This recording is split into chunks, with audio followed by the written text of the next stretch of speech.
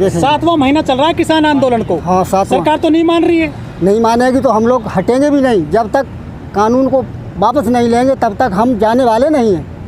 लेकिन सरकार नहीं मान रही ताऊ जी। नहीं मानेगी तो हम भी नहीं यहाँ से हटेंगे। सरकार से कैसे लड़ोगे? लड़ेंगे, जैसे लड़ाई लड़ी जाएगी वैसे लड़ेंगे।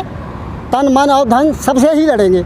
करीब 500 किसानों की जान चली गई है। सर्दी में, गर्मी में सुसाइड किया, गोली मारी, फांसी लगाई। ऐसे किसान कब तक मरता रहेगा? किसान नहीं मरेगा, सरकार ही जाएगी। थोड़ा ही समय है सरकार जाने में, हम लोग बरकरार रहेंगे। सरकार कैसे जाएगी ताऊ जी? बड़ा वोट मिलता है उनको। सरकार जाएगी किसान के ही वोट से ये सरकार बनती है। कोई भी नेता हो, विधायक हो, एमएलए एमपी कुछ भी हो, ये जनता ही बनाती है और जनता ही बिगाड़ती है। सरकार के जो नुमाइंदे हैं, जो पदाधिकारी हैं बीजेपी के, सरकार में जो बड़े अधिकारी हैं, मंत्री हैं, वो कहते हैं कि असली किसान नहीं है जो आंदोलन कर रहे हैं, ये नकली किसान है। असली किसान तो खेत में काम कर रहा है। नहीं, खेत में भी काम कर रहे हैं और यहाँ भी लड़ाई लड़ेंगे। हर जगह लड़ाई लड़ेंगे। 8 दिन यहाँ रहेंगे तो 2 दिन अपने घर पे रहेंगे। अच्छा। और लड़ाई बरकरार लड़ेंगे। अच्छा, लड़ते ही रहेंगे जब तक हमारा जीवन है, तब तक लड़ाई लड़ेंगे। लेकिन ये जो सरकार है, जो मोदी सरकार है, इसका ये कहना है जी तीनों किसान कानून लेकर के आई है, इससे किसानों की आय दोगुना होगी, किसानों के अच्छे दिन आएंगे, किसानों की जो उपज है, जो पैदावार होगी उसका नगद दाम मिलेगा। कंपनियां आएंगी बहुत सारी विदेश की कंपनियां आएंगी नहीं, हम लोग उन कंपनियों को नहीं आने देंगे। अब दोगुनी आय कौन सी हो रही है? किसान का गेहूँ 1600 रुपये, 1650 रुपये बिक रहा है। और वही गेहूँ हम जब खेत के लिए लेने जा रहे हैं तो हमको वो 35, 40 और 50 रुपये किलो मिलता है। ये दोगुनी आय है। डीजल किस भाव पे पहुंचा? हमारे गेहूं का क्या रेट है? हमारे चावल का क्या रेट है?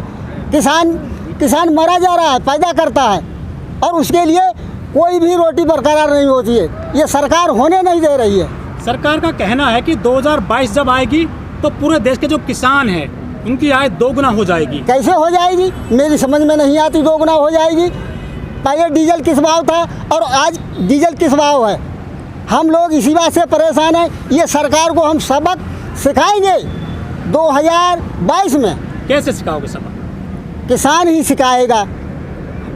जो वोट देगा, किसान का वोट है, वो हमारे लिए जिस जगह से लाभ नहीं मिलता, हमको हानि होती है, उस जगह पे हम अपना कदम नहीं रखेंगे। ताऊ जी, हमारे देश में सबसे ज़्यादा किसान है पूरी दुनिया में, और पूरी दुनिया में सबसे ज़्यादा जो युवा है, युवा पीढ़ी है, 35 साल तक के जो युवक हैं वो सबसे ज़्यादा हमारे देश में ही है पूरी दुनिया में। और ये किसान और जवान, यही बीजेपी का कोर वोटर है। सबसे ज़्यादा वोट यही देता है। यही बीजेपी सरकार को लाया था केंद्र में, उत्तर प्रदेश में, उत्तराखंड में और हरियाणा में भी। अब यही विरोध कर रहा है। जो किसान की ताकत है, अभी आपने देखा बंगाल में चुनाव हुआ, बीजेपी ने सारी ताकत झोंक दी लेकिन कामयाबी नहीं मिली।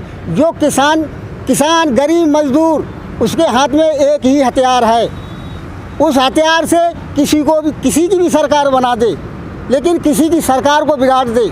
अब देखिए हमारे बच्चों का 2 साल से जो कोरोना चल रहा है, स्कूल कॉलेज सारे बंद हैं। हमारे बच्चों का जीवन खराब हो रहा है। बताओ आगे की पीढ़ी क्या करेगी? हम लोग तो जैसे अपनी गुजर बसर कर रहे हैं, अपना जीवन यापन कर रहे हैं, लेकिन बताओ हमारे बच्चे कैसे करेंगे? लेकिन ताऊ जी महामारी है ना पूरी दुनिया में, इसलिए। अरे महामारी है ताऊ जी, लोग ऐसा कहते हैं कि मोदी जी है ना बहुत मजबूत प्रधानमंत्री हैं, 56 इंच का सीना है उनका, उनकी दाढ़ी से पाकिस्तान थर्राता है, ऐसा भारत का टेलीविजन कहता है, और उनकी जो पूरी दुनिया में डंका बजता है। सीना हर नेता का सीना किसान ही बढ़ाता है और उसका सीना किसान ही घटाता है।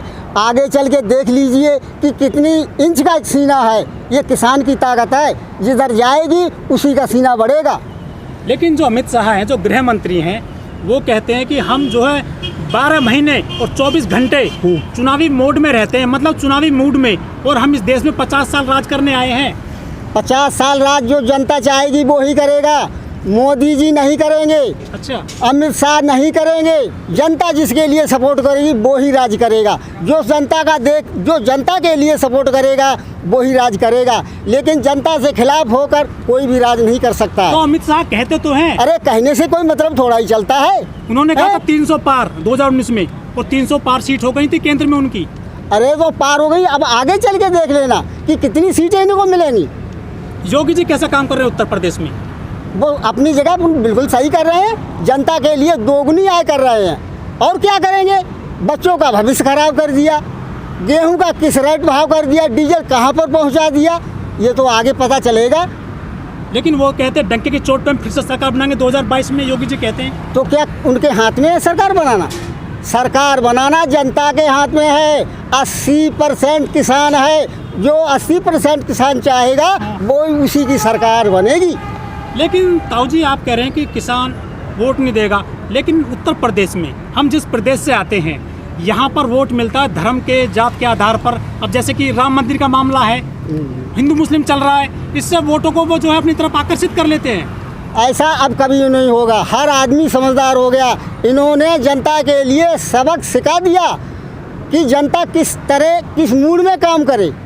अभी तक जनता नहीं समझती थी। जो राम मंदिर बन रहा है उससे वोट नहीं मिलेगा भाजपा को? बिल्कुल नहीं मिलेगा।